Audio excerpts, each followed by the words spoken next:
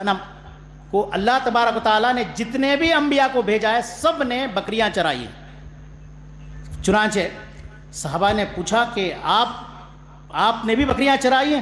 تو نبی صلی اللہ علیہ وسلم نے فرمایا کہ ہاں، کنت ارعاها علی قراریط لأہل مکہ، میں چند درہم کے عوض میں اہل مکہ کی بکریاں چرایا کرتا تھا۔ نبی صلی اللہ علیہ وسلم نے کم عمری ہی میں آپ نے تجارت شروع کر دی تھی، اسی لیے خدیجہ رضی اللہ عنہا کے مال میں آپ نے ان کے مال سے تجارت کی، بلکہ تجارت کی غرض سے نبی کریم صلی اللہ علیہ وسلم ملک شام جایا کرتے تھے۔ آپ کی دیانت اور سچائی کو دیکھ کر کے سیدہ خدیجہ رضی اللہ عنہا نے نکاح کا پیغام بھیجا تھا، اور بالآخر آپ سے نکاح ہوا، کیونکہ نبی کریم صلی اللہ علیہ وسلم خرید و فروخت میں، کاروبار میں ہمیشہ امانت داری اور سچائی سے کام لیتے تھے، کسی سے جھگڑتے نہیں تھے، خرید و فروخت میں نرمی کا معاملہ کیا کرتے تھے۔ اس مجلس کے پہلے خطیب ہیں فضیلت الشیخ عبدالرحیم محمدی مدنی حفظہ اللہ، جن کا تعارف آپ سب جانتے ہیں، ہمارے اس ریدرک کے رہنے والے ہیں الحمدللہ۔ اللہ تعالیٰ شیخ کے علم و عمل میں برکت عطا فرمائے۔ شیخ چھٹی میں آئے ہوئے تھے، شیخ سے اجازت لی گئی، الحمدللہ شیخ نے اس پروگرام کے لیے اجازت دے دی، اللہ تعالیٰ ان کے اس اجازت دینے کو بھی قبول فرمائے۔ شیخ کا موضوع ہے اسلام میں تجارت، اصول و ضوابط۔ ہم اور آپ سمجھتے ہیں کہ تجارت، بزنس یہ ایک ایسی چیز ہے کہ انسان جتنے چالاکی سے کر لے جائے وہی کامیاب ہے، ایسا نہیں ہے، بلکہ اسلام نے اصول و ضوابط بھی بتلائے کہ بھئی بزنس کرنا ہے تو کیسے کرنا ہے، کون سا بزنس آپ کے لیے حلال ہے، کون سا بزنس آپ کے لیے حرام ہے۔ ایسا نہیں کہ کچھ لوگوں کے ذہنوں میں یہ بھی چیزیں ہوتی ہیں کہ علماء کو بزنس کے بارے میں معلوم نہیں ہوتا ہے۔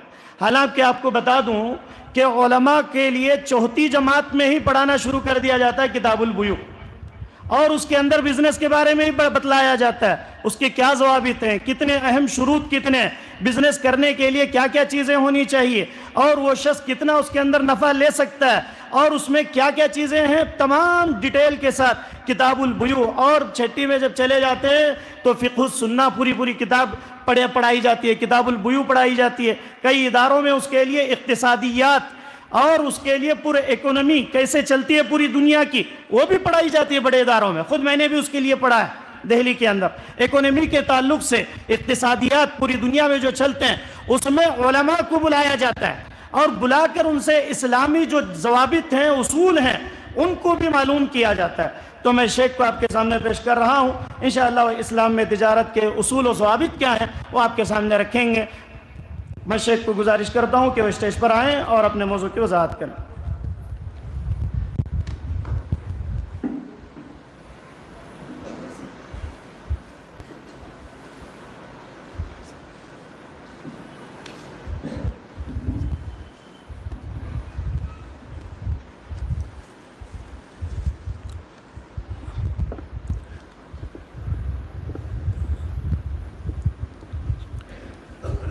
السلام علیکم ورحمۃ اللہ وبرکاتہ۔ ان الحمد للہ نحمده ونستعینه ونستغفره ونعوذ باللہ من شرور انفسنا ومن سیئات اعمالنا، من يهده الله فلا مضل له ومن يضلله فلا هادي له، واشهد ان لا اله الا الله وحده لا شريك له، واشهد ان محمدا عبده ورسوله۔ یا ایہا الذین آمنوا اتقوا اللہ حق تقاته ولا تموتن الا وانتم مسلمون۔ یا ایہا الناس اعبدوا ربکم الذی خلقکم من نفس واحدہ وخلق منها زوجها وبث منهما رجالا كثيرا ونساء واتقوا الله الذي تساءلون به والارحام ان الله كان عليكم رقيبا۔ یا ایہا الذین آمنوا اتقوا اللہ وقولوا قولا سديدا يصلح لكم أعمالكم ويغفر لكم ذنوبكم ومن يطع الله ورسوله فقد فاز فوزا عظيما، أما بعد فإن خير الحديث كتاب الله وخير الهدي هدي محمد صلى الله عليه وسلم وشر الأمور محدثاتها وكل محدثة بدعة وكل بدعة ضلالة وكل ضلالة في النار. فقد قال الله تبارك وتعالى في القرآن المجيد والفرقان الحميد: يا أيها الذين آمنوا لا تأكلوا أموالكم بينكم بالباطل إلا أن تكون تجارة عن تراض منكم. تمام تعریفیں، حمد و ثنا، کبریائی بڑائی اس اللہ وحدہ لا شریک کے لیے لائق و زیبا ہے جس نے ہمیں اور آپ کو پیدا فرمایا.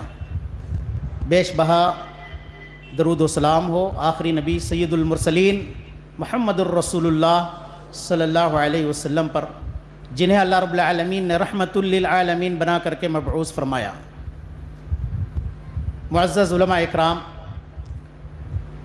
برادران اسلام و خواتین اسلام، جیسے کہ آپ کے سامنے موضوع کے تحت موضوع کے تعلق سے اعلان کیا گیا ہے، میرا موضوع ہے یا جس موضوع کو پر بولنے کے لیے مجھے مکلف کیا گیا ہے وہ موضوع ہے اسلام میں تجارت کی اہمیت، اصول و ضوابط. بھائیوں، بہت سارے لوگوں میں یہ رجحان پایا جاتا ہے کہ دین اسلام چند عبادات اور مسجد تک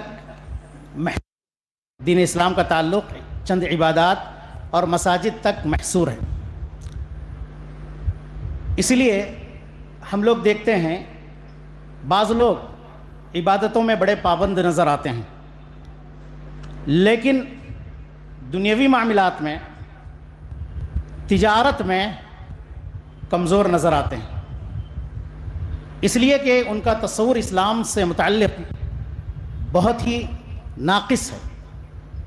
دراصل یہ سیکولرزم کی ذہنیت ہے، دشمنان اسلام کی طرف سے پیدا کردہ یہ فکر ہے، سیکولر فکر ہے، جو یہ کہتے ہیں کہ دین کا دنیا سے کوئی تعلق نہیں ہے، دین کا دنیا سے کوئی تعلق نہیں ہے. اس لیے یہ فکر رائج ہو گئی، جبکہ دین اسلام جہاں ہمیں عقائد، اخلاق، عبادات سے متعلق رہنمائی فرماتا ہے، اسی طریقے سے دین اسلام ہمیں مکمل طور پر دنیاوی معاملات میں اور تجارت سے متعلق مکمل رہنمائی فرماتا ہے. اسی لیے اللہ رب العالمین نے ارشاد فرمایا: یا ایھا الذین آمنوا ادخلوا فی السلم کافہ، اے ایمان والو اسلام میں مکمل طور پر داخل ہو جاؤ. مکمل طور پر، ایسا نہیں کہ اپنی خواہش کے مطابق جو چیزیں پسند آ گئیں اس پر عمل کر لیا اور جو چیزیں پسند نہ آئیں اس کو چھوڑ دیا. من مانی نہیں چلے گی. دین اسلام پر عمل کرنے کے لیے ہم سے مطالبہ کیا گیا ہے.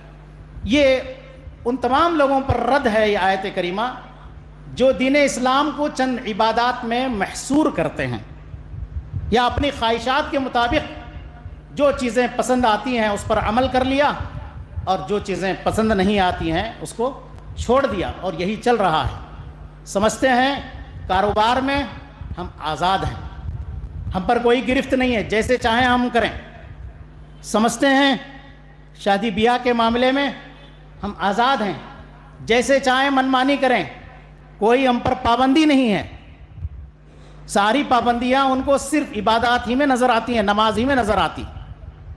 ایسی کوئی بات نہیں ہے. دین اسلام مکمل نظام حیات ہے جو ہر شعبے میں مکمل رہنمائی فرماتا ہے. اسی طریقے سے بھائیوں، جتنے کاروبار ہیں اور تجارت کا تعلق براہ راست ہمارے ایمان اور عقیدے سے ہے. آپ کہیں گے یہ کیسے؟ جب ہمارا ایمان اللہ پر مضبوط ہوگا، جب ہم صحیح معنی میں اللہ سے ڈرنے والے ہوں گے، اور ہمارے اندر صحیح معنی میں جب اللہ کا مراقبہ پایا جائے گا کہ اللہ دیکھ رہا ہے، اللہ سن رہا ہے، ہماری ہر حرکت پر اس کی نظر ہے۔ اسی طریقے سے جب ہم لوگوں کو مرنے کے بعد کی زندگی کا ہمیں احساس ہوگا کہ آخرت میں اللہ کے یہاں ہمیں اپنی ہر حرکت پر جواب دہ ہونا ہے، جب جواب دہی کا احساس ہوگا تو یہی اللہ کا ڈر، یہی مراقبہ، یہی آخرت پر ایمان ہمیں اپنے معاملات کو درست کر دیتا ہے۔ ہمارے معاملات میں، تجارت میں دھوکہ دہی سے، جھوٹ سے، خیانت کرنے سے، ڈنڈی مارنے سے، ناپ تول میں کمی کرنے سے یہ چیز روک لیتی ہے۔ تو یہ اللہ ہے۔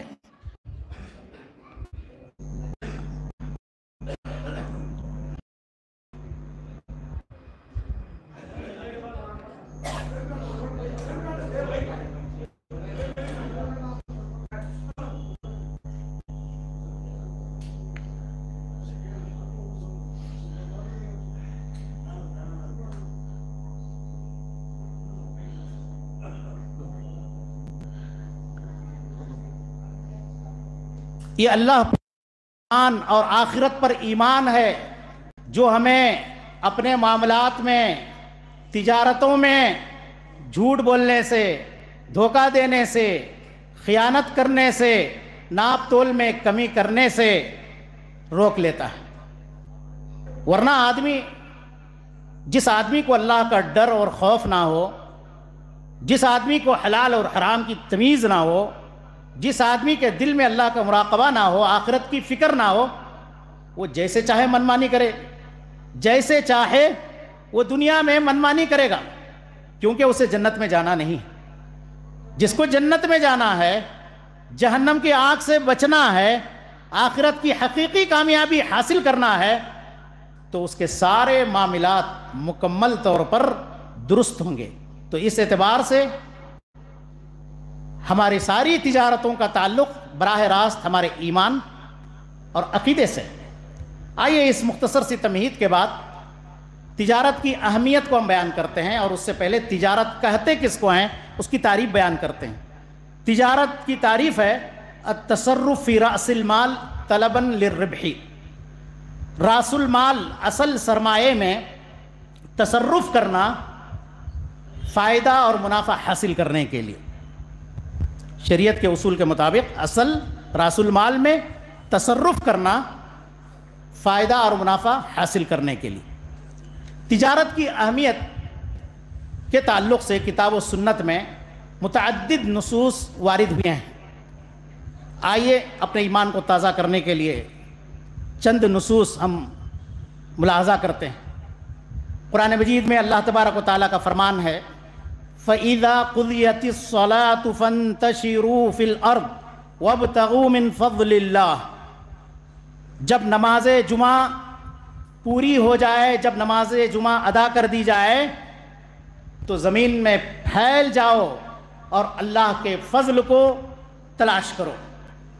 امام بغوی رحمۃ اللہ علیہ اس کی تفسیر میں بیان کرتے ہیں اذا فرغ من الصلاة فانتشروا في الارض للتجارة والتصرف في حوائجكم، جب نماز جمعہ سے فارغ ہو جاؤ تو زمین میں اپنی ضروریات زندگی کو پورا کرنے کے لیے اور تجارت کے لیے پھیل جاؤ۔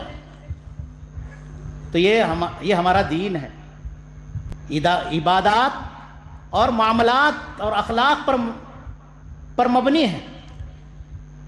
اسی لیے عراق بن مالک یہ تابعی ہیں غالباً، کہتے ہیں کہ جب وہ جمعے کی نماز اور جمعے کی نماز پڑھنے کے بعد جب باہر نکلتے تو مسجد کے دروازے پر کھڑے ہو جاتے اور کھڑے ہو کر کے کہتے اللہم اجبت دعوتک وصلیت فریضتک وانتشرت کما امرتنی فارزقنی من فضلک وانت خیر الرازقین۔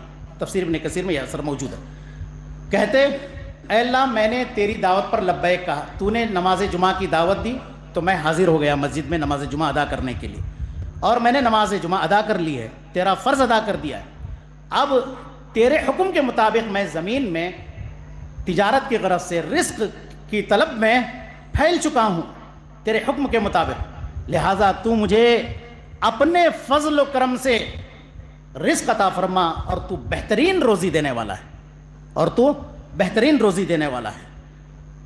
بھائیو، ایک اور مقام پر اللہ تبارک و تعالیٰ نے تجارت کرنے والوں کو مجاہدین سے مقارنہ کرتے ہوئے فرمایا، تجارت کرنے والوں کو مجاہدین کی صف میں کھڑا کرتے ہوئے فرمایا، وَآخَرُونَ يَضْرِبُونَ فِي الْأَرْضِ يَبْتَغُونَ مِن فَضْلِ اللَّهِ وَآخَرُونَ يُقَاتِلُونَ فِي سَبِيلِ اللَّهِ۔ صحابہ کی ایک جماعت زمین میں اللہ کے فضل کو تلاشنے کے لیے سفر کرتی ہے، تو دوسری جماعت اللہ کے راستے میں لڑنے کے لیے نکل جاتی ہے۔ ابن کثیر رحمۃ اللہ علیہ فرماتے ہیں، زمین میں روزی تلاشنے کے لیے، کمائی کے خاطر اللہ کے فضل کو تلاشتے ہوئے زمین میں نکل جاتے ہیں، سفر کرتے ہیں۔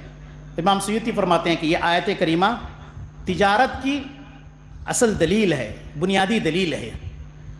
اسی طریقے سے تیسری آیت تجارت سے متعلق اللہ نے فرمایا، یا ایھا الذین آمنوا لا تأکلوا اموالکم بینکم بالباطل، اے ایمان والو آپس میں ایک دوسرے کے مال کو باطل طریقے سے نہ کھاؤ، الا ان تکون تجارتا عن تراض منکم، الا یہ کہ وہ تجارت کی شکل میں تبادلہ ہو سکتا ہے، آپسی رضامندی سے تجارت کی شکل میں ایک دوسرے کے مالوں کو تبادلہ کر سکتے ہو۔ اس آیت کریمہ میں تجارت کے ذریعے سے ایک دوسرے کے مال کے تبادلے کی شریعت نے اجازت دی، اور ساتھ ہی ساتھ باطل طریقے سے مال کو کھانے سے منع فرمایا۔ اب باطل طریقے بہت سارے ہیں، سود کے ذریعے، ہڑپ کرنے کے ذریعے، چوری کے ذریعے، اور جتنے بھی حرام کردہ چیزیں ہیں ان تمام چیزوں کے ذریعے سے باطل طریقے سے مال کو کھانے سے شریعت نے سختی سے منع فرمایا۔ آئیے کچھ احادیث ہم سماعت کرتے ہیں۔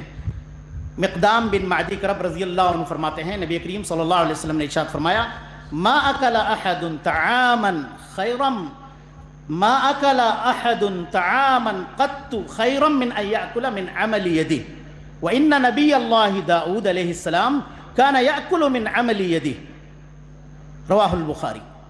کوئی بھی آدمی اپنے ہاتھ کی کمائی سے بہتر کھانا نہیں کھایا ہے، اپنی کمائی سے بہتر کوئی بھی آدمی اس سے بہتر کوئی کھانا نہیں کھایا۔ اور فرماتے ہیں کہ اللہ کے نبی داؤد علیہ السلام اپنے ہاتھ کی کمائی سے کھایا کرتے تھے۔ ایک اور روایت میں ہے ترمذی کی، ان اطیب ما اکلتم من کسبکم، سب سے پاکیزہ روزی جو تم کھاؤ گے اپنی کمائی سے۔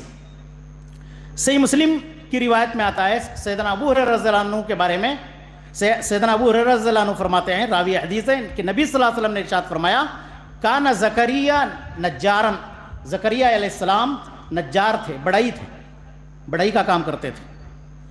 اور اسی طریقے سے صحیح مسلم کی ایک روایت میں ہے، ما بعث اللہ نبیا الا رعى الغنم، کو اللہ تبارک و تعالیٰ نے جتنے بھی انبیاء کو بھیجا ہے سب نے بکریاں چرائی۔ چنانچہ صحابہ نے پوچھا کہ آپ نے بھی بکریاں چرائی ہیں؟ تو نبی صلی اللہ علیہ وسلم نے فرمایا کہ ہاں، کنت ارعاها علی قراریط لأہل مکہ، میں چند درہم کے عوض میں اہل مکہ کی بکریاں چرایا کرتا تھا۔ نبی صلی اللہ علیہ وسلم نے کم عمری ہی میں آپ نے تجارت شروع کر دی تھی، اسی لیے خدیجہ رضی اللہ عنہا کے مال میں آپ نے ان کے مال سے تجارت کی، بلکہ تجارت کی غرض سے نبی کریم صلی اللہ علیہ وسلم ملک شام جایا کرتے تھے۔ آپ کی دیانت اور سچائی کو دیکھ کر کے سیدہ خدیجہ رضی اللہ عنہا نے نکاح کا پیغام بھیجا تھا، اور بالآخر آپ سے نکاح ہوا، کیونکہ نبی کریم صلی اللہ علیہ وسلم خرید و فروخت میں، کاروبار میں ہمیشہ امانت داری اور سچائی سے کام لیتے تھے، کسی سے جھگڑتے نہیں تھے، خرید و فروخت میں نرمی کا معاملہ کیا کرتے تھے۔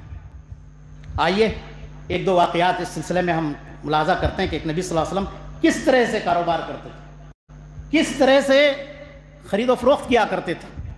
چنانچہ ایک روایت ہے، امام بخاری رحمۃ اللہ علیہ نے باب باندھا ہے، باب اذا بین البیعان لم یکتما ونصح، باب ہے خرید و فروخت کرنے والے جب دونوں وضاحت سے کام لیں گے، سامان سے متعلق کوئی عیب نہیں چھپائیں گے اور دونوں خیر خواہی کا معاملہ کریں گے۔ اس کے بعد آپ نے تعلیقاً یہ روایت نقل کی امام بخاری رحمۃ اللہ علیہ نے، وَيُذْكَرُ عَنِ الْعَدَّاءِ ابن خالد قال، عداء ابن خالد سے یہ روایت مروی ہے، کہتے ہیں كتب لي النبی صلی اللہ علیہ وسلم، نبی صلی اللہ علیہ وسلم نے یہ بیع نامہ میرے لیے تحریر فرمایا۔ وہ کیا بیع نامہ تھا؟ نبی صلی اللہ علیہ وسلم نے دراصل ایک غلام خریدا تھا، اور اس غلام کا خریدنے کا بیع نامہ آپ نے تحریر اس طرح سے کیا تھا، هذا ما اشترى محمد صلی اللہ علیہ وسلم من العداء ابن خالد بیع المسلم من المسلم لا داء ولا خبثة ولا غائلة، کہ یہ وہ بیع نامہ ہے، یہ وہ خرید و فروخت ہے، یہ وہ تحریر نامہ ہے، یہ وہ بیع ہے جس کو نبی کریم صلی اللہ علیہ وسلم نے عداء ابن خالد سے خریدا ہے، یہ غلام۔ اس کے بعد بیع المسلم من المسلم، ایک مسلمان کی ایک مسلمان سے یہ خرید و فروخت ہے۔ لا داءن، اس غلام میں کوئی بیماری نہیں، وضاحت دیکھیے، کوئی بیماری نہیں، ولا خبثتن، اور نہ ہی یہ غلام بھگوڑا ہے، نہ ہی یہ غلام بھگوڑا ہے، اور بعض اس کی تفسیر یہ بھی بیان کی گئی ہے کہ یہ چوری نہیں کرتا ہے اور زنا نہیں کرتا ہے یہ غلام، ایک اور اسی طریقے سے اور نہ ہی یہ حرام مال کا ہے، ولا غائلتن، اور نہ ہی یہ حرام مال کا ہے غلام۔ یہ نبی صلی اللہ علیہ وسلم کے خرید و فروخت کا ایک انداز، باقاعدہ لکھت میں آ جاتی تھی بات، لکھت میں آیا، اور قرآن کا بھی یہی حکم ہے کہ لکھ لینا چاہیے، وضاحت ہے، اس میں کوئی عیب نہیں، اس کے اندر کوئی بیماری نہیں، اور اس کے اخلاق کیا ہیں وہ بھی بیان کر دیا گیا، اور حرام مال کا بھی نہیں، کتنی وضاحت ہے۔ اسی طریقے سے میرے عزیز بھائیوں، ایک اور نبی صلی اللہ علیہ وسلم کے خرید و فروخت کا ہم ایک واقعہ سنتے ہیں۔ سیدنا، یہ بھی صحیح بخاری کی روایت ہے، سیدنا جابر رضی اللہ عنہ سے روایت ہے، انہوں نے فرمایا کہ میں نبی کریم صلی اللہ علیہ وسلم کے ساتھ ایک غزوے میں شریک تھا، میرا اونٹ تھک ہار کر کے سست ہو گیا راستے میں، اور میں پیچھے ہو گیا۔ اتنے میں نبی کریم صلی اللہ علیہ وسلم میرے پاس تشریف لائے اور فرمایا کہ اے جابر، میں نے عرض کیا حاضر ہوں اللہ کے رسول صلی اللہ علیہ وسلم۔ فرمایا کیا بات ہے، کیوں پیچھے ہو گئے ہو؟ سب لوگ آگے بڑھ گئے ہیں اور آپ پیچھے رہ گئے ہیں سفر میں۔ تو انہوں نے کہا دراصل بات یہ ہے کہ میرا اونٹ تھک کر کے سست ہو گیا ہے، کتنا بھی چلاؤ کتنا بھی ہانکو آگے جاتا ہی نہیں۔ تو پھر نبی کریم صلی اللہ علیہ وسلم نے فرمایا، نبی صلی اللہ علیہ وسلم آپ اپنی سواری سے اترے، اور اس کے بعد اونٹ کو ایک لکڑی سے جو ٹیڑھی تھی اس سے آپ نے ہانکا، اور اس کے بعد کہا کہ اب اونٹ پر سوار ہو جاؤ، اب آ کر کے اونٹ پر سوار ہو جاؤ۔ تو کہتے ہیں کہ وہ اونٹ اتنا تیزی سے چلنے لگا، دوڑنے لگا کہ رسول اللہ صلی اللہ علیہ وسلم کی سواری سے بھی آگے بڑھنے لگا، اور کہتے ہیں کہ میں رسول صلی اللہ علیہ وسلم کی برابری میں رہنے کے لیے اس اونٹ کو روک کر کے رکھتا تھا۔ چنانچہ پھر نبی صلی اللہ علیہ وسلم نے فرمایا کہ آپ نے شادی کی ہے؟ شادی کی ہے؟ نبی صلی اللہ علیہ وسلم حال چال معلوم کر رہے ہیں جابر رضی اللہ عنہ۔ انہوں نے کہا، میں نے کہا کہ ہاں اللہ کے رسول صلی اللہ علیہ وسلم۔ پھر فرمایا بکرن ام سیبن، باکرہ لڑکی سے، کنواری لڑکی سے شادی کی ہے یا سیبہ عورت سے شادی کی ہے؟ کہا کہ بل سیبن، میں نے سیبہ عورت سے، بیوہ عورت سے شادی کی۔ کہا کہ افلا جاریتن تلاعبها وتلاعبک، کنواری لڑکی سے کیوں نہیں شادی کی آپ نے؟ وہ تم سے کھیلتی، تم۔ کہا کہ دراصل بات یہ ہے کہ میرے پاس چند بہنیں ہیں جن کی تربیت اور نگرانی کی ضرورت ہے، چنانچہ میں نے اس لیے سیبہ عورت سے شادی کی تاکہ وہ ان کو اکٹھا کر کے ان کی کنگھی کر سکیں اور ان کی نگرانی کر سکیں۔ فرمایا جب تم سفر سے لوٹ ہی رہے ہو تو عقل مندی سے کام لینا اور تحمل سے کام لینا۔ پھر آپ نے فرمایا کہ گھر پہنچ کر کے پھر نبی صلی اللہ علیہ وسلم اس کے بعد آپ صلی اللہ علیہ وسلم نے فرمایا کہ کیا آپ اپنے اونٹ کو مجھ سے بیچو گے؟ آپ کے اونٹ کو مجھ سے بیچو گے؟ تو جابر رضی اللہ عنہ کہتے ہیں فوراً میں نے ہاں کہہ دیا، اور ایک اوقیہ میں ایک درہم کا ہوتا ہے اوقیہ، اس میں نے اونٹ کو بیچ دیا، اور رسول اللہ صلی اللہ علیہ وسلم مجھ سے پہلے ہی پہنچ گئے، مجھ سے پہلے ہی مدینہ پہنچ گئے۔ اور جب میں مسجد کے پاس جب ہم مسجد کے پاس آئے تو نبی صلی اللہ علیہ وسلم کو مسجد کے دروازے کے پاس پایا، اور نبی صلی اللہ علیہ وسلم فرمایا کہ کیا آپ ابھی تشریف لائے ہیں؟ صبح کا وقت تھا، میں نے کہا کہ ہاں ابھی تشریف لایا۔ پھر آپ نے فرمایا کہ اونٹ کو کنارے لگا دو دروازے کے باہر مسجد کے، اور جا کر کے 2 رکعت نماز پڑھ لو۔ تو وہ گئے اور 2 رکعت نماز پڑھ کر کے آئے، اور نبی صلی اللہ علیہ وسلم نے بلال رضی اللہ عنہ کو یہ حکم دیا کہ ایک اوقیہ وزن کر کے رکھو۔ چنانچہ بلال رضی اللہ عنہ نے وزن کیا اور تھوڑا جھکاؤ کے ساتھ وزن کیا ایک اوقیہ کو۔ اس کے بعد کہتے ہیں نبی صلی اللہ علیہ وسلم نے میں جب نماز پڑھ کر کے واپس جانے لگا تو بلایا، آپ نے بلا کر کے کہا، اور میں نے دل میں سوچا کہیں ایسا نہ ہو کہ یہ جو اونٹ میں نے بیچا ہے نبی صلی اللہ علیہ وسلم مجھ کو واپس کر دیں گے، اور میرے دل میں اس سے زیادہ ناپسندیدہ کوئی چیز نہیں ہے کہ یہ بیچا ہوا اونٹ مجھ کو واپس آ جائے، یہ بہت ہی مناسب نہیں ہے میرے لیے، اور بہت ہی ناپسندیدہ چیز تھی میرے دل میں۔ اس کے بعد نبی کریم صلی اللہ علیہ وسلم فرمایا کہ خذ جملک، یہ تمہارا اونٹ لے لو، اور کہا وَلَكَ ثَمَنُ، اور پیسے بھی واپس کر دیا آپ نے، وہ اوقیہ بھی اور اونٹ بھی۔ یہ دیکھو حسن تعامل نبی کریم صلی اللہ علیہ وسلم کا۔ اونٹ خریدا آپ نے پہلے سفر میں ایک اوقیہ کے بدلے میں، اور پھر مدینہ پہنچنے کے بعد اونٹ واپس جابر رضی اللہ عنہ کو دے دیا، اور ساتھ میں ان کا اوقیہ بھی دے دیا۔ اس کو کہتے ہیں حسن اخلاق، حسن تعامل، اور خرید و فروخت میں کاروبار میں نرمی کا برتاؤ، اس کو کہتے ہیں ایثار و قربانی۔ کاروبار میں ایثار و قربانی کا معاملہ کرنا، کاروبار میں کتنا بہترین معاملہ تھا نبی صلی اللہ علیہ وسلم کا۔ اسی لیے نبی صلی اللہ علیہ وسلم نے فرمایا رحم اللہ امرأً سمحا اذا باء واشترى واذا اقتضى، کہ اللہ تبارک و تعالیٰ اس بندے پر رحم کرے جب نرمی کا معاملہ کرتا ہے، جب وہ خریدتا ہے، بیچتا ہے، اور جب تقاضا کرتا ہے تو نرمی کا سلوک کرتا ہے، نرمی کا برتاؤ کرتا ہے، سختی نہیں کرتا، جھگڑے نہیں کرتا، طمع و لالچی کا اظہار نہیں کرتا، بلکہ نرمی کا سلوک کرتا ہے۔ یہی وہ اچھے اخلاق تھے۔ آپ جانتے ہیں ہندوستان میں دین اسلام کیسے پھیلا ہے؟ تاجروں کے ذریعے سے۔ صحابہ اکرام آئے تھے، تابعین آئے تھے، تبع تابعین آئے تھے، ان کے ذریعے سے یہ اچھے اخلاق، یہ اچھا معاملہ۔ اس لیے عرب دنیا میں معروف ہے ایک کہاوت، الدین المعاملہ، دین معاملے کا نام ہے۔ یہ دین کس کا نام ہے؟ معاملے کا نام ہے۔ حالانکہ کوئی حدیث نہیں ہے، لیکن اس کا معنی بہت صحیح ہے۔ کوئی حدیث نہیں ہے یہ، لیکن اس کا معنی بالکل درست ہے۔ دین معاملے کا نام ہے۔ اللہ اکبر، کتنی بڑی بات ہے۔ یہ نبی صلی اللہ علیہ وسلم کے خرید و فروخت کے 1-2 پہلو تھے۔ اسی طریقے سے صحابہ اکرام بھی نبی کریم صلی اللہ علیہ وسلم کے نقش قدم پر چلتے ہوئے تجارت کی، چنانچہ معروف تھے انصار مدینہ، انصار صحابہ کھیتی باڑی سے جڑے ہوئے تھے، اور مہاجرین تجارت سے جڑے ہوئے تھے۔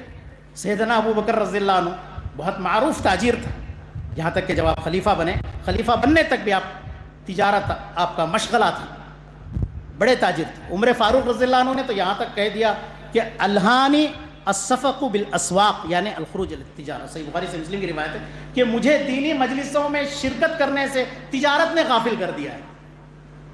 چونکہ سیدنا ابو ہریرہ رضی اللہ عنہ سب سے زیادہ حدیثوں کی مجلس میں شریک رہتے تھے۔ بعض حدیثیں مخفی ہو جاتی تھیں، ان کی نظروں سے اوجھل رہتی تھی بعض حدیثیں عمر رضی اللہ عنہ کی، تو انہوں نے جب حدیثیں معلوم ہوئی ان کو بعض حدیثیں، تو وہ کہتے کہ مجھے اس تجارت نے علمی مجلسوں سے کیا کر دیا ہے؟ غافل کر دیا ہے۔ عثمان غنی رضی اللہ عنہ مدینے کے بڑے تاجروں میں سے تھے۔ صحیح ہے ان کی ایک اور روایت میں پیش کرتا ہوں کہ عبد الرحمن ابن عوف رضی اللہ عنہ جب مدینہ تشریف لائے تو کہتے ہیں کہ نبی کریم صلی اللہ علیہ وسلم نے عبد الرحمن بن عوف، سعد بن الربیع رضی اللہ عنہما کے درمیان بھائی چارگی قائم کی، اور سعد رضی اللہ عنہ بڑے مالدار تھے، تو انہوں نے عبد الرحمن بن عوف سے کہا اقاسمک مالی نصفین وازوجک، میں اپنی جائیداد میں سے آدھی جائیداد آپ کو دے دیتا ہوں، اور میں تمہاری شادی کرا دیتا ہوں اور تمہاری شادی بھی کرا دیتا ہوں۔ قال، تو عبد الرحمن بن عوف رضی اللہ عنہ کا جواب کیا تھا دیکھیں، بارک اللہ لک فی اہلک و مالک، اللہ تعالیٰ تمہارے اہل میں تمہارے مال میں برکت عطا فرمائے۔ دلونی علی السوق، دلونی علی السوق، مجھے ان چیزوں کی ضرورت نہیں، مجھے بس بازار کا راستہ بتائیں، مارکیٹ کا راستہ بتائیں۔ تو کہتے ہیں کہ اس وقت تک وہ واپس نہیں ہوئے جب تک کہ بازار سے پورا نفع کے ساتھ پنیر اور گھی لے کر کے جب تک کہ انہوں نے پنیر اور گھی حاصل نہیں کیا، اس وقت تک وہ واپس نہیں لوٹے۔ اور کہا جاتا ہے کہ بعد میں اللہ تعالیٰ نے شادی کے وسائل بھی ان کے لیے فراہم کر دیا، اور یہی نہیں، مدینے کے تاجروں میں آپ کا شمار ہونے لگا۔ بھائیوں، ہم لوگ تجارت کیوں کرتے ہیں؟ عبداللہ ابن مبارک رحمہ اللہ سے پوچھا گیا کہ کیا بات ہے، آپ زہد کی باتیں کرتے ہیں، دنیا سے بے رغبتی کی باتیں کرتے ہیں، قناعت کی باتیں کرتے ہیں، پھر بھی ہم دیکھتے ہیں کہ آپ خراسان سے سامان لاتے ہیں اور مسجد حرام میں لا کر کے، مسجد حرام مکہ لے آتے ہیں، بلد الحرام مکہ لاتے ہیں اور مکہ لا کر کے مکے میں سامان بیچتے ہیں۔ کیا بات ہے؟ حالانکہ ایک زاہد آدمی کو تجارت سے واسطہ نہیں ہونا چاہیے۔ تو کیا کہا انہوں نے؟ بہترین جواب، ہمارے اور آپ کے لیے مشعل راہ ہے یہ جواب۔ تجارت کیوں کرتے ہیں؟ ہاتھ کی کمائی کیوں کماتے ہیں؟ اس کے مقاصد کیا ہیں؟ ان مقاصد کی طرف اشارہ کرتے ہوئے فرمایا کہ یہ میں ابو علی، میں اس لیے یہ کام کرتا ہوں لِأَصُونَ بِهِ وَجْهِ، تاکہ میں اپنے چہرے کے پانی کی حفاظت کر سکوں، تاکہ کسی کے سامنے ہاتھ پھیلانے کی نوبت نہ آئے، اپنے چہرے کی حفاظت کر سکوں۔ وَأُكْرِمَ بِهِ عِرْضِي، تاکہ میری عزت و آبرو کی حفاظت کر سکوں۔ آدمی ذلیل ہوتا ہے جب آدمی دوسروں کے سامنے ہاتھ پھیلاتا ہے، مانگتا ہے، تاکہ میں اپنی عزت کی حفاظت کر سکوں۔ وَأَسْتَعِينَ بِهِ عَلَى طَاعَةِ رَبِّي، اور تیسرا مقصد انہوں نے یہ بتایا، تاکہ میں اس مال کے ذریعے سے رب العالمین کی صحیح معنی میں اطاعت و فرمانبرداری کر سکوں، اور اس سے میں مدد لے سکوں اس مال کے ذریعے سے، چونکہ مال کے بغیر بہت سارے کام انجام نہیں پاتے، مال کی سخت ضرورت ہوتی ہے بہت سارے مسائل میں۔ تو اس لیے میں رب العالمین کی اطاعت میں لگانے کے لیے، بیوی بچوں کے حقوق ادا کرنے کے لیے، کسی کے سامنے ہاتھ پھیلانے سے بچنے کے لیے، اپنی عزت کی حفاظت کے لیے میں تجارت کرتا ہوں اور مال کماتا ہوں۔ بہت بڑی بات ہے، سوچنے اور سمجھنے کی بات ہے۔ ابو قلابہ کہتے ہیں کہ کہتے ہیں ایک آدمی سے، میں آپ کو مسجد میں دیکھوں کہ آپ معاش کے لیے نکل جاؤ، حلال روزی کے لیے نکل جاؤ، یہ میرے نزدیک، ایک آدمی کو نصیحت کر رہے ہیں، بہتر ہے کہ تم مسجد کے کسی کنارے میں گوشہ نشین ہو جاؤ، نہیں، تجارت کے وقت، کمانے کے لیے نکلو۔ ابو قلابہ ایک آدمی کو نصیحت کرتے ہوئے کہتے ہیں، مسجد میں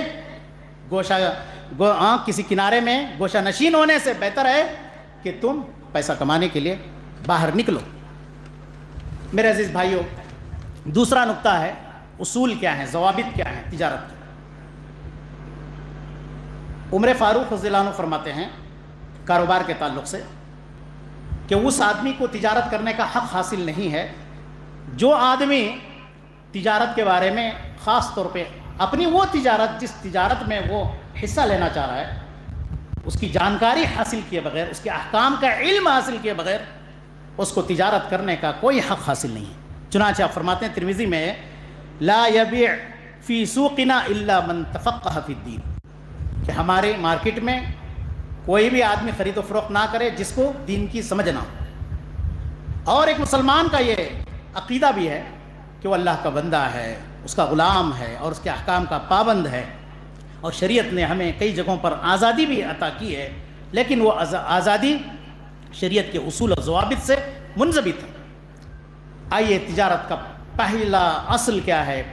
بنیادی پہلا قاعدہ یہ ہے، تجارت چونکہ بھائیوں ایک عبادت ہے، لہٰذا یہ عبادت اللہ کی رضا کے لیے ہونا چاہیے، اور آپ کو معلوم ہے عبادت کے قبول ہونے کے لیے اخلاص اور اتباع رسول ضروری ہے، لہذا ہماری یہ تجارت اللہ کی رضا کے خاطر ہو، اور اس لیے ہو تاکہ ہم کسی کے سامنے ہاتھ پھیلا نہ سکیں۔ من یستعفف یعفہ اللہ، جو آدمی کسی سے سوال کرنے سے بچنا چاہتا ہے اللہ اس کو بچا لیتا ہے. ومن یستغنی یغنہ اللہ، اور جو آدمی بے نیازی چاہتا ہے اللہ اس کو بے نیاز کر دیتا ہے. لہٰذا تجارت جب ہم کریں تو اپنی نیت کو درست کر لیں، اللہ کی رضا کے لیے یہ تجارت کریں، اور ساتھ ہی ساتھ دوسرے تاجروں پر حسد نہ کریں. دوسرے تاجروں پر کیا نہ کریں؟ حسد نہ کریں، ان کو نقصان نہ پہنچائیں، ان کو نقصان نہ پہنچائیں. سب کا رزق مکتوب ہے، لکھا ہوا ہے، اور جو لکھا ہوا رزق ہے وہ اس کو پہنچ کر رہے گا، اور اس سے پہلے اس کو موت آنے والی نہیں ہے. اس لیے نہ خود کو نقصان پہنچاؤ، لا ضرر ولا ضرار، نہ دوسروں کو نقصان پہنچاؤ. تقدیر پر اللہ کی ذات پہ بھروسہ رکھو، اور جائز اسباب کے ذریعے سے اللہ پر توکل کرتے ہوئے میدان تجارت میں اترو، اور پورے اخلاص کے ساتھ اترو. تو یہ پہلا اصول ہے، اخلاص ضروری ہے. دوسرا اصول ہے ہماری تجارت سچائی اور امانت داری پر مشتمل ہونی چاہیے. تجارتوں میں دھوکہ، خیانت نہیں چلے گی. اس کے کئی ایک دلائل ہیں. پہلی دلیل، حکیم ابن حزام رضی اللہ عنہ فرماتے ہیں، امام بخاری رحمۃ اللہ علیہ نے باب باندھا ہے، باب ما یمحق الکذب والکتمان فی البیع. باب ہے کہ خرید و فروخت میں جھوٹ بولنے سے، سامان کا عیب کو چھپانے سے برکت مٹ جاتی ہے. اس کا باب باندھتے ہوئے فرمایا، حکیم ابن حزام رضی اللہ عنہ کی حدیث کے حوالے سے فرمایا کہ نبی صلی اللہ علیہ وسلم نے ارشاد فرمایا، البیعان بالخیار، خرید و فروخت کرنے والوں کو پورا اختیار ہے، چھوٹ ہے، جب تک کہ آپس میں جدا نہ ہو جائے، ما لم یتفرقا، فإن صدقا، اگر یہ دونوں سچ بولیں، وبینا، سچ بولیں، سامان کے بارے میں جتنی بھی حقیقتیں جانتے ہیں سب کچھ سچ اگل دیں اس کے بارے میں، وبینا، اور وضاحت کر دیں جو جو عیب جانتے ہیں اس کے بارے میں، بورک لہما فی بیعہما، تو ان کے خرید و فروخت میں برکت ڈال دی جاتی ہے. وَإِن كَتَمَا وَكَذَبَا، اگر یہ دونوں عیبوں کو فروخت کرنے والے اور جھوٹ کا سہارا لیں خرید و فروخت میں، محقت برکت بیعہما، تو خرید و فروخت کرنے والوں کی جو برکت ہے لکھی اللہ تعالیٰ نے، وہ برکت کو مٹا دیا جاتا ہے. صحیح بخاری صحیح مسلم کی روایت. ایک اور روایت میں ابو سعید خدری رضی اللہ عنہ فرماتے ہیں، ترمذی کی روایت ہے، حدیث حسن درجے کو پہنچتی ہے، کہ التاجر الصدوق الامین، کہ ایسا تاجر جو سچا بھی ہے اور امانت دار بھی ہے، مع النبیین والصدیقین، انبیاء کے ساتھ ہوگا، صدیقین کے ساتھ ہوگا، والشہداء، اور شہیدوں کے ساتھ ہوگا. ایک اور روایت میں عبد الرحمن بن شبل رضی اللہ عنہ فرماتے ہیں کہ میں نے رسول اللہ صلی اللہ علیہ وسلم کو فرماتے ہوئے سنا، ان التجار هم الفجار، کہ تاجر یہی فاجر لوگ ہیں. اب تاجروں نے کہا، اللہ کے رسول، لوگوں نے کہا اللہ کے رسول صلی اللہ علیہ وسلم، الیس قد احل اللہ البیع، کیا خرید و فروخت حلال نہیں ہے اسلام میں؟ کیوں کہہ رہے ہیں آپ کہ تاجر یہ فاجر لوگ ہیں، فاسق لوگ ہیں؟ کیا مقصد ہے فاجر کہنے؟ تو پھر نبی کریم صلی اللہ علیہ وسلم نے ذرا غور سے سنیں، جتنے بھی لوگ تجارت سے تعلق رکھتے ہیں وہ غور سے سنیں کہ دو خرابیاں نبی کریم صلی اللہ علیہ وسلم نے بیان فرمائی جو زیادہ تر تاجروں میں پائی جاتی ہیں، اور اس سے بچنے کی آپ نے تلقین کی، اور فاجر ہونے کی وجہ آپ نے بتلائی کہ تاجر فاجر کیوں ہوتے ہیں. دو وجہ آپ نے بتلائی. پہلی وجہ آپ نے فرمائی، کہا بلا کیوں نہیں، وَلَكِنَّهُمْ يَحْلِفُونَ فَيَأْثَمُونَ، قسم کھاتے ہیں، جھوٹی قسمیں کھاتے ہیں، اور اس کی بدلے میں وہ گنہگار ہو جاتے ہیں. بیچتے نہیں بیچتے ہیں، جتنے بھی بہت سارے تاجر لوگ اپنے سامان کو جلدی سے جلدی بیچنے کے لیے جھوٹی قسم کھانا بہت بڑا گناہ ہے، کبیرہ گناہ ہے. اور ویسے بھی عام قسم کھانا بھی اس سے بھی منع کیا گیا ہے کہ اس سے برکت مٹ جاتی ہے. سامان تو بک جاتا ہے لیکن برکت مٹ جاتی ہے اس سے. ایک ہے قسمیں کھاتے ہیں جس کی وجہ سے گناہ گار ہوتے ہیں، اور دوسری وجہ آپ نے بتلائی وَيُحَدِّثُونَ فَيَكْذِبُونَ، گفتگو کرتے ہیں تجارت کے بارے میں، بولتے ہیں تو جھوٹ بولتے ہیں. تو جھوٹ بولنے کی یہ خرابی کی وجہ سے وہ فاجر کہلاتے ہیں تاجر، اور جھوٹی قسمیں کھانے کی وجہ سے فاجر کہلاتے ہیں. جھوٹی قسم، اسی لیے اپنے کاروبار میں کبھی جھوٹی قسمیں نہیں کھانا چاہیے، اور کبھی بھی کاروبار میں جھوٹ نہیں بولنا چاہیے.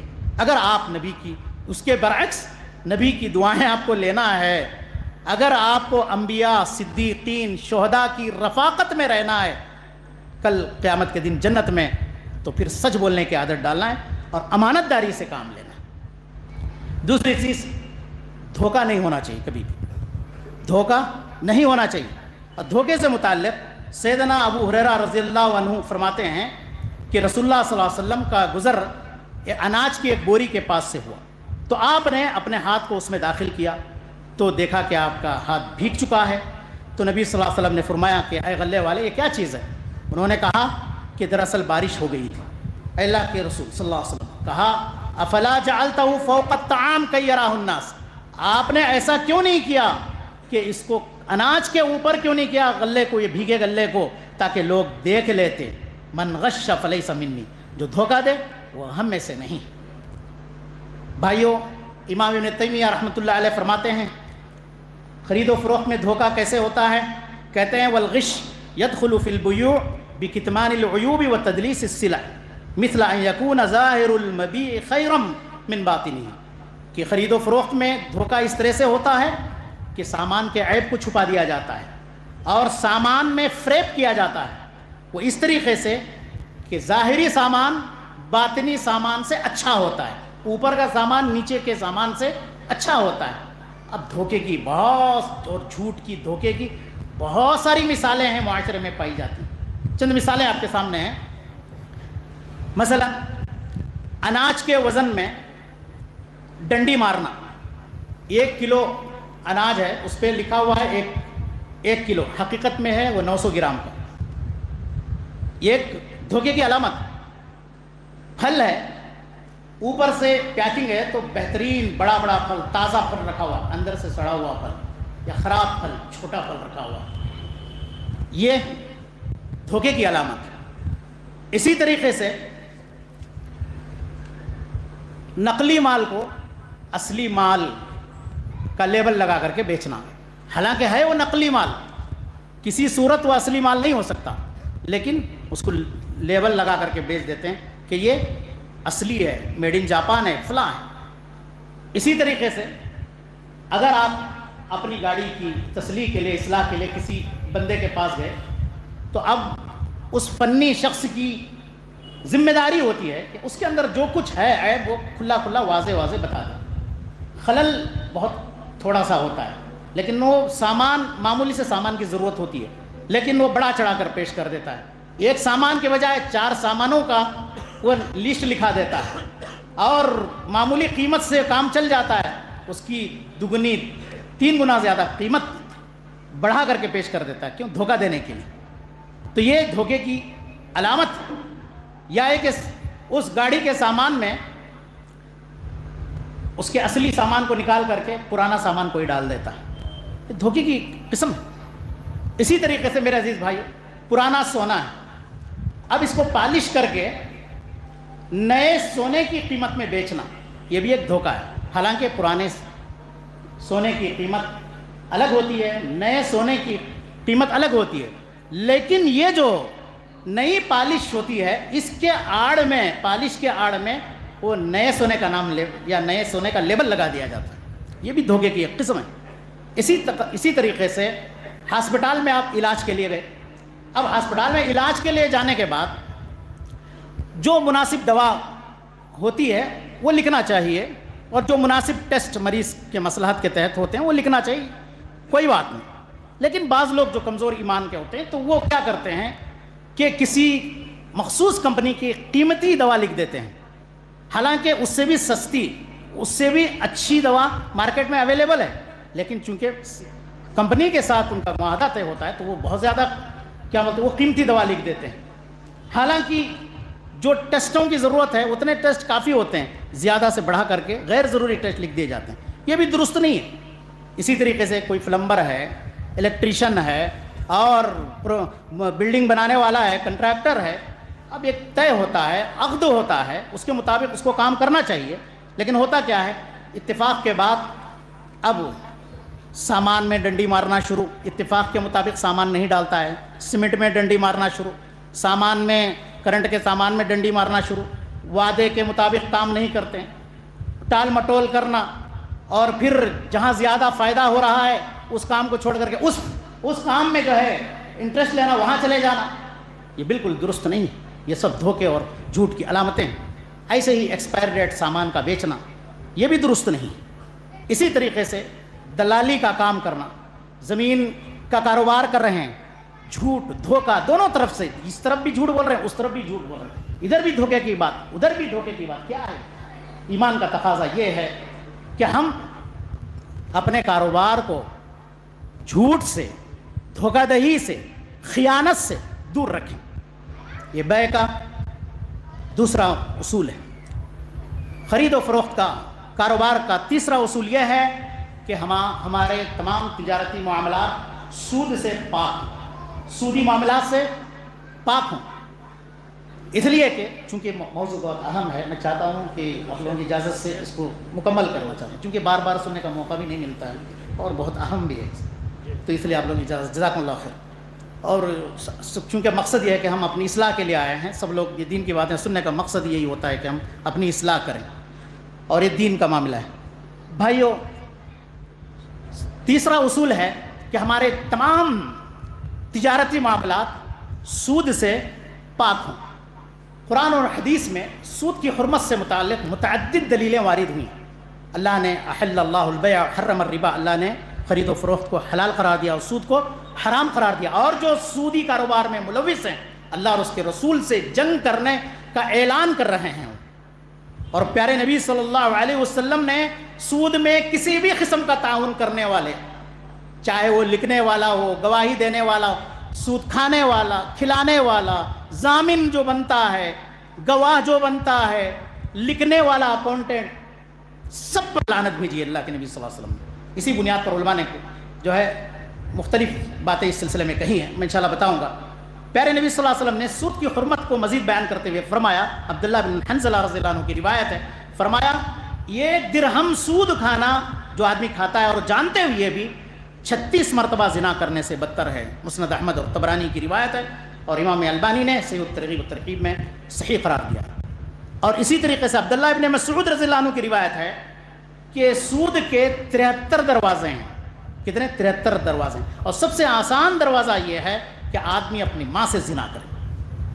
بھائیو، اب آئیے ہم کچھ مثالوں سے جو سودی طریقے رائج ہیں ہمارے معاشرے میں تجارت سے متعلق. تجارت میں بھی سود پایا جاتا ہے، ان کو ان قسموں کو یا ان مثالوں سے سمجھتے ہیں. نمبر 1، کسی کو پیسے کی ضرورت ہے تو اب آدمی جس کو خود غرضی سے مطلب ہے، بس لالچ طمع کی بنیاد پر، اللہ کا کوئی ڈر نہیں اس کے دل میں، سود کھانے کی جرات کرتا ہے، اللہ اور اس کے رسول سے جنگ کرنے کی جرات کرتا ہے اور سود پر پیسہ دیتا ہے، جس کو ربا نسیہ کہا جاتا ہے. جس کو ربا نسیہ کہا جاتا ہے کہ ادھار دے پیسہ ایک مقررہ مدت تک اور سود کے ساتھ، سود کے اضافے کے ساتھ. اگر وہ پھر نہ ادا کرے پھر ہم مہلت دیں، اور مہلت دینے کے بعد پھر اضافی 2.5% جیسا اتفاق ہوتا ہے 2% کے حساب سے، سود کے حساب سے لیتے ہیں. چاہے بینکوں کے ذریعے ہو، چاہے انفرادی طور پر یہ کاروبار کریں، سب حرام ہے، جائز نہیں. ٹھیک ہے. اسی طریقے سے بھائیو، تجارت میں یہ جو سود ہوتا ہے، مکان اور دکان سودی بینک کے لیے کرائے پہ دینا حرام ہے، جائز نہیں. چونکہ سود کا کام ہوتا ہے، ایک قاعدہ ہے، اصول ہے. علامہ ابن تیمیہ رحمۃ اللہ علیہ نے فرمایا، وہ اصول میں آپ کے سامنے پڑھ کر کے سنا دیتا ہوں. یہ اصول ذہن میں رکھیں آپ، انشاءاللہ یہ شرعی نصوص سے استنباط کیا گیا ہے، انشاءاللہ سمجھنے میں کافی مدد ملے گی. اصول یہ ہے، کل مباح فی الاصل علم انہ یستعان به علی معصیتہ، کہ ہر وہ مباح کام اصل میں مباح ہے، اجرت پہ دینا، گھر اجرت پہ دینا جائز ہے، لیکن آپ کو پتا ہے کہ اس کے ذریعے سے اللہ کی معصیت، یہ گھر اللہ کی معصیت میں استعمال کیا جا رہا ہے، یہ دکان اللہ کی معصیت میں استعمال کیا جا رہا ہے، تو وہ چیز کیا ہے؟ حرام ہے، جائز نہیں ہے. وسیلے کی وجہ سے بھی وہ چیز حرام ہو جاتی ہے. تو بھائیو دیکھیے کہ کرائے پر گھر یا دکان سودی بینک کے لیے دینا حرام ہے، جائز نہیں. اسی طریقے سے لون لینا، مکان کا ہو یا تجارت کے لیے لون لینا، یہ بھی حرام ہے، جائز نہیں. یہ کوئی مجبوری نہیں ہے کہ آدمی اپنی خواہشات کو پوری کرنے کے لیے اپنے تجارت کو بڑھاوا دینے کے لیے لون لے۔ اسی طریقے سے میرے عزیز بھائیوں ایک شکل یہ بھی ہے تجارت سود کی، مکان کو لیز پہ لینا، مکان کو لیز پہ لینا۔ 5 لاکھ آپ نے کسی کو دے دیا قرضہ اور اس کے بدلے اس نے رہن میں گھر دے دیا، اب وہ گھر سے بلا عوض میں فائدہ اٹھا رہے ہیں۔ چونکہ شرعی قاعدہ ہے کل قرض جر نفعا فهو ربا، ہر وہ قرض جس کے پیچھے کوئی نفع وابستہ ہو وہ سود ہے۔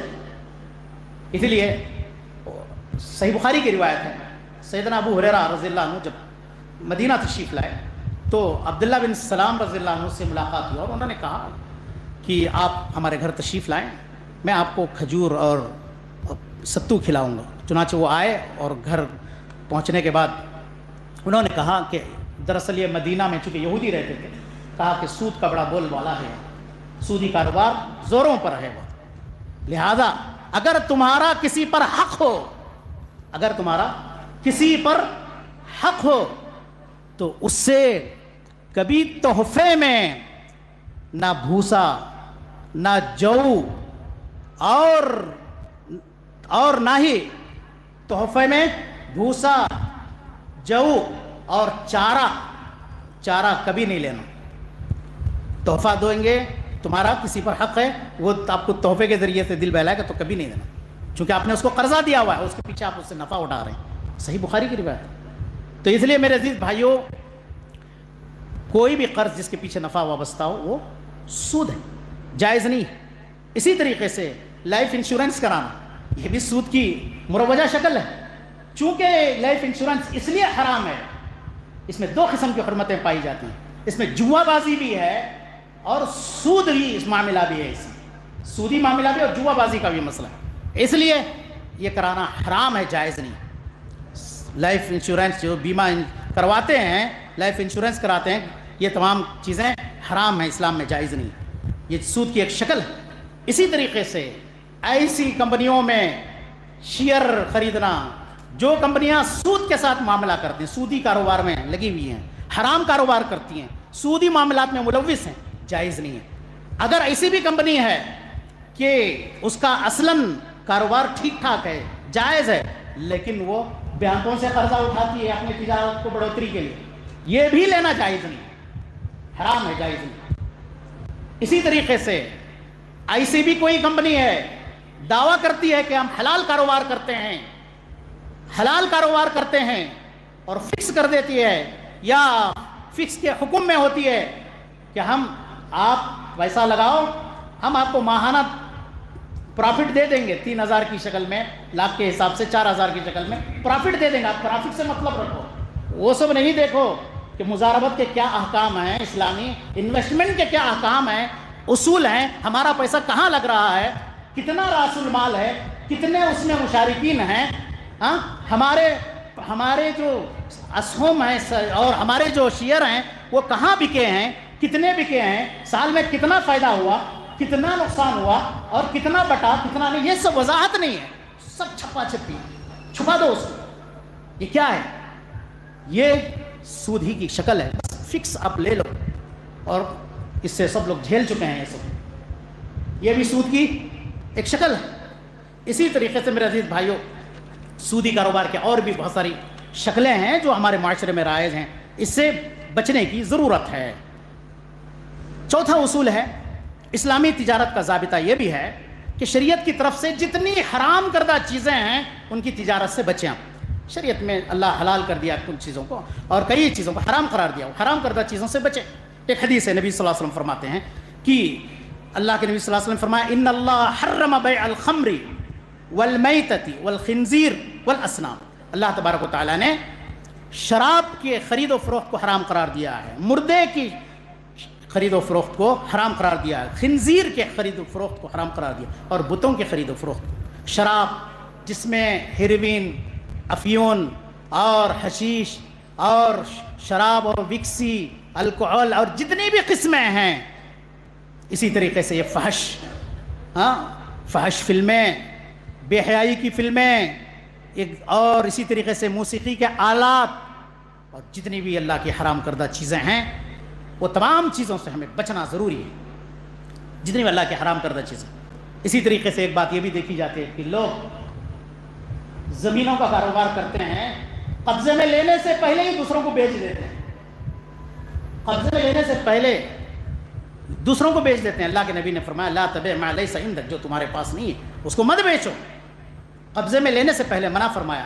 منقول جائیداد ہو یا غیر منقول ہو، منقول ہو تو کوئی بات نہیں، اس جگہ سے ہٹا کر کے آپ نے دوسری جگہ لے گئے، یہ وہ آپ نے خالی کر دیا، اتفاق ہو گیا، عقد ہو گیا. اور اگر غیر منقول ہے، اگر غیر منقول ہے جیسے زمین ہے وغیرہ، تو اس زمین کو خالی کرنا ضروری ہے، اور خالی کر کے مشتری خریدنے والے کے تصرف میں دینا ضروری ہے، اور اتفاق بھی اور اس کے اگریمنٹ ہونا چاہیے. یہ سب کچھ نہیں ہوا، ابھی بس بولی ہوئی لگی کہ اس نے سودا طے کر لیا. تو اس طرح سے ایک خرید و فروخت میں دو بیع، نہا عن بیعتین فی بیعہ، یہ خرید میں دو خرید و فروخت کرنے سے نبی صلی اللہ علیہ وسلم نے منع فرمایا. ان چیزوں سے ہمیں بچنے کی ضرورت ہے. رجسٹر ضروری ہے کہ نہیں؟ رجسٹر اگر اتفاق ہو گیا ہے، رجسٹر آپ نے اتفاق کے ساتھ بیانہ دے دیا ہے، آپ نے رجسٹر بھی ہو گیا ہے، لیکن یہ ہے کہ بعد میں ایک مدت کے بعد، ایک مہینے کے بعد آپ پیسہ وہ دے دیں گے، نو پرابلم، کوئی بات نہیں، آپ دوسروں کے ساتھ یہ کر سکتے ہیں، اتفاق ہو چکا ہے. اور اگر رجسٹر ہوا بھی نہیں ہے لیکن اتفاق ہو گیا ہے، آپ نے کچھ اور ایڈوانس بھی دے دیا آپ نے، اور زمین خالی کر دی ہے، آپ کے تصرف میں آ گیا ہے وہ، تو پھر آپ بیچ سکتے ہیں، کوئی حرج کی بات. لیکن ابھی آپ کے قبضے میں آئی بھی نہیں چیز، باتیں ابھی مکمل ہوئی بھی نہیں، ہاں ما لہو وما علیہ، آپ پر کیا ہوگا، ہم پر کیا ذمہ داری ہوگی، آپ دوسرے کے ساتھ پہلے ہی سے اتفاق کر کے رکھ دیے ہیں، تو یہ حرام ہے، جائز نہیں. اسی طریقے سے میرے عزیز بھائیو، تجارت کے اصول میں سے ایک اصل یہ ہے، پانچواں اصول یہ ہے، دنیا کے پیچھے پڑھ کے، تجارتوں کے پیچھے پڑھ کر کے آخرت سے غافل نہ ہو، آخرت سے غفلت نہیں برتنا چاہیے. کئی لوگ ایسے ہیں بزنس مین، کیا کر رہے ہیں، تجارت کر رہے ہیں، نہ نماز کی ان کو فکر ہے، نہ اللہ کے ذکر کی فکر ہے، نہ ان کو دینی مجالس کی فکر ہے، بس پیسہ پیسہ پیسہ، یہاں تک کہ حلال اور حرام کی تمیز تک کھو چکے ہیں. ایسا نہیں ہونا چاہیے. آپ تجارت کریں، ایک توازن ہونا چاہیے زندگی میں. آپ عبادت تجارت کے ساتھ ساتھ اللہ کا حق بھی ادا کریں. اللہ نے فرمایا اسے لوگوں کی تعریف بیان کرتے ہوئے، جو اللہ کا حق تجارت کے ساتھ ساتھ اللہ کا حق بھرپور ادا کرتے ہیں، رجال لا تلہیہم تجارت ولا بیع عن ذکر اللہ واقام الصلاۃ وایتاء الزکاۃ. کچھ ایسے لوگ ہیں اللہ کے بندے جنہیں ان کی تجارت اور ان کا خرید و فروخت اللہ کے ذکر سے، نماز قائم کرنے سے اور زکوٰۃ دینے سے روک نہیں سکتا. عبداللہ بن مسعود رضی اللہ عنہ فرماتے ہیں، ایک آیت کی تفسیر میں سورہ جمعہ کے تعلق سے جو ہے کہ اذا نودی للصلاۃ من یوم الجمعۃ فاسعوا الی ذکر اللہ، جب جمعہ کے لیے اذان ہو تو اللہ کے ذکر کے لیے دوڑ پڑو. عبداللہ بن مسعود رضی اللہ عنہ فرماتے ہیں کہ انہوں نے بازار والوں کے قوم کو دیکھا کہ نماز کھڑی ہو گئی ہے اور اپنے دکانیں بند کر دیا انہوں نے، اور مسجد میں داخل ہو گئے اور اپنے خرید و فروخت کو ترک کر دیا اور نماز کے لیے کھڑے ہو گئے. تو کہتے ہیں عبداللہ بن مسعود رضی اللہ عنہ، یہی وہ لوگ ہیں جن کے بارے میں یہ آیت کریمہ نازل ہوئی ہے، رجال لا تلہیہم تجارت ولا بیع عن ذکر اللہ. تجارت کے اصول میں سے ایک اصل یہ ہے، خرید و فروخت کے لیے، تجارت میں ترقی کرنے کے لیے ضروری ہے کہ صبح کے نبی کی صلی اللہ علیہ وسلم کی دعا لیتے ہوئے صبح کے اوقات میں تجارت کے لیے نکلیں. چنانچہ ابو داؤد کی روایت ہے، صخر الغامدی رضی اللہ عنہ فرماتے ہیں نبی صلی اللہ علیہ وسلم نے ارشاد فرمایا، اللہم بارک لامتی فی بکوریا، اے اللہ میری امت کے صبح کے اوقات میں برکت عطا فرما. چنانچہ نبی صلی اللہ علیہ وسلم جب کبھی کسی مہم پہ بھیجتے لوگوں کو یا کسی لشکر کو بھیجتے تو ان کو صبح سویرے بھیجتے. اور صخر رضی اللہ عنہ بڑے تاجر تھے، انہوں نے اپنی تجارت کے لیے صبح سویرے بھیجا کرتے تھے، تجارت پر نکلتے تھے، لوگوں کو بھیجتے، خود بھی مالدار ہو گئے. فاسرا وکثر مالو، وہ مالدار ہو گئے اور ان کا مال بھی بہت بڑھ گیا. بھائیو، یہ میں نے اصول مختصر طور پر آپ کے سامنے بیان کیے ہیں اور بہت ہی اہم اصول ہیں، اس کی ہمیں پابندی کریں گے انشاءاللہ دنیا بھی مل جائے گی، آخرت بھی مل جائے گی. الحمدللہ امت میں خیر موجود ہے. ہم میں بہت سے ایسے لوگ ہیں جو ماشاءاللہ تبارک اللہ تجارت امانت داری سے کرتے ہیں، سچائی کے ساتھ کرتے ہیں، اللہ سے ڈرتے ہوئے تجارت کرتے ہیں، اللہ سے ڈرتے ہوئے کرتے ہیں. یہ بہت اچھی بات ہے، بھلائی کی بات ہے، یہ خوش آئین بات ہے. لیکن ان لوگوں کو ڈرنا چاہیے کہ جو لوگ تجارت میں جھوٹ، دھوکہ، خیانت سے کام لے رہے ہیں، ان کو ڈرنا چاہیے کہ روزی کا مالک اللہ ہے، روزی کا مالک اللہ ہے. اور جو اللہ سے ڈرتا ہے اللہ تعالیٰ اس کے لیے سبیل پیدا کر دیتا ہے. وَمَن يَتَّقِ اللَّهَ يَجْعَل لَّهُ مَخْرَجًا وَيَرْزُقْهُ مِنْ حَيْثُ لَا يَحْتَسِبُ. اسی جگہ سے رزق دیتا ہے جہاں کا اس کو وہم و گمان بھی نہیں پہنچا ہوگا. اسی طریقے سے میرے عزیز بھائیوں ڈرنا چاہیے کہ اگر ہم ایسے ہی لوگوں کے حق مارتے ہوئے مر گئے، کسی کا پیسہ کھا گئے، کسی کی عزت پر حملہ کیے، کسی کو ہم نے مار دیا، کسی پر تہمت لگایا، کسی کی پٹائی کی، جیسے کہ حدیث میں آیا ہے، تو ہوگا کیا؟ قیامت کے دن وہ سارے مقروض آ کر کے جن پر بھی آپ نے ظلم کیا ہے، آپ سے وہ نیکیاں لے کر کے آپ سے نیکیاں لے لیں گے اور آپ کی نیکیاں ختم بھی ہو جائیں گی، تو ان کے گناہ پر لاد دیے جائیں گے، پھر جہنم میں پھینک دیا جائے گا. اللہ رب العالمین سے یقین مانیں کاروبار میں ہر خیر و برکت، سعادت مندی، اطمینان و سکون سچائی میں ہے، امانت میں ہے، شفافیت میں ہے، وضاحت میں ہے. اللہ سے ڈرتے ہوئے تھوڑی کمائی کمانا بہت زیادہ حرام کمائی سے بہتر ہے، بہت زیادہ حرام کمائی سے بہتر. آج جتنے بھی اہل معیشت ہیں جو کہتے ہیں کہ تجارت کی منڈی ٹھپ پڑ چکی ہے، اس کی واحد وجہ یہ ہے کہ وہ اسلامی اصول کو لحاظ نہیں کر رہے ہیں. جب اسلامی اصول کا لحاظ کریں گے انشاءاللہ پوری دنیا میں انشاءاللہ بول بالا ہوگا، اسلامی اقتصاد کا بول بالا ہوگا. اللہ تعالیٰ سے دعا کرتا ہوں اللہ تعالیٰ ہمیں سنت کے مطابق کاروبار کرنے کی توفیق نصیب فرمائے اور حرام کاروبار سے اللہ تعالیٰ ہمیں محفوظ رکھے. وآخر دعوانا ان الحمد للہ رب العالمین وصلی اللہ علی نبینا محمد.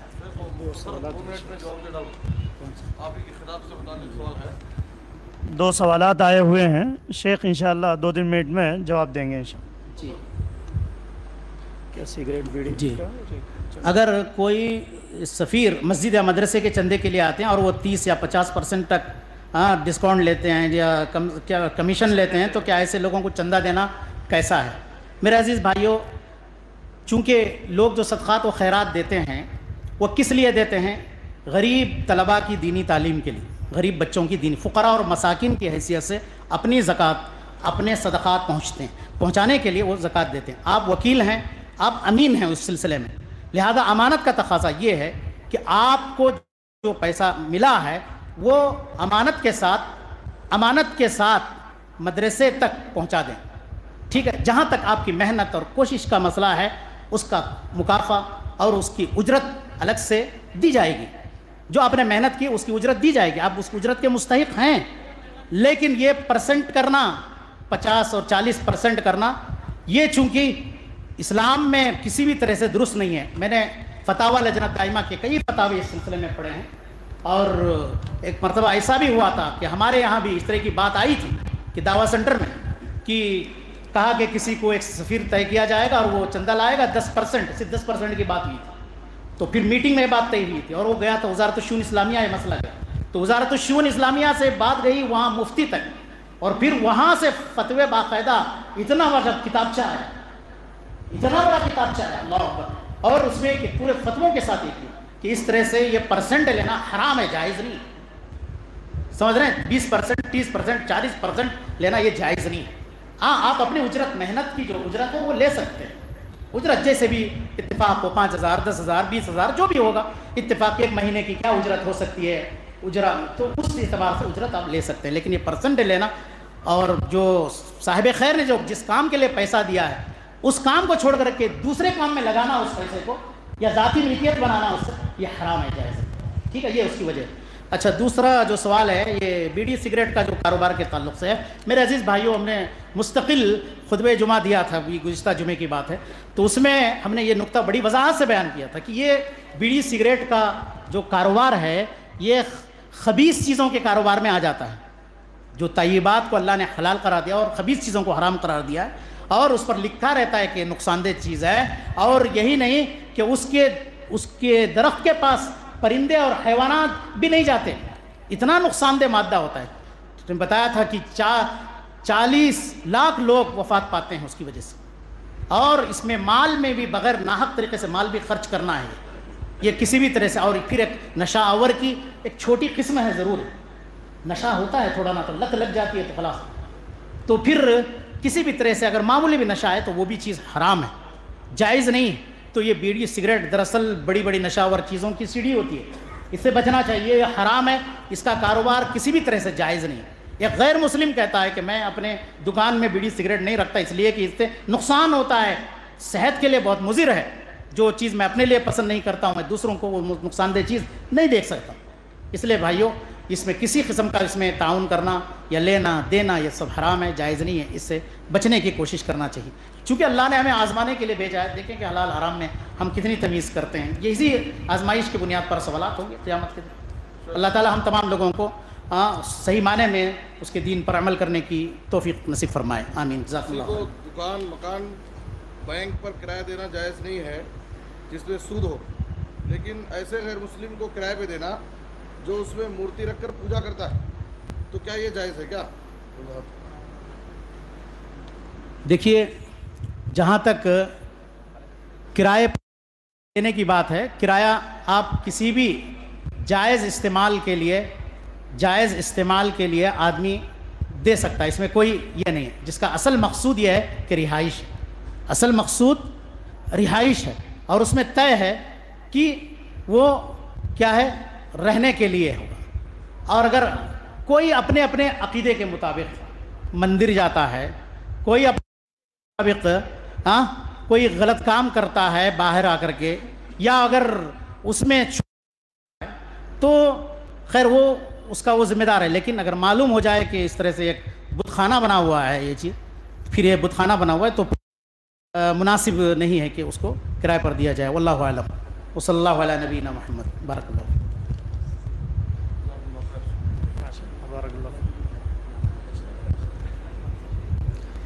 ماشاء اللہ، بارک اللہ فیک۔ شیخ جو ہے الحمدللہ شہر ریدروک کے جو حالات ہیں ان حالات کو مد نظر رکھتے ہوئے تمام چیزوں کا احاطہ کرتے ہوئے شیخ نے تجارت کی اقسام، تجارت کے اصول و ضوابط تمام چیزیں پیش کی ہیں۔ بس اللہ سے دعا ہے کہ کئی بار چیزیں سنتے رہتے ہیں لیکن عمل کے میدان میں ہم لوگ بہت پیچھے ہیں، اللہ عمل کی توفیق عطا فرمائے۔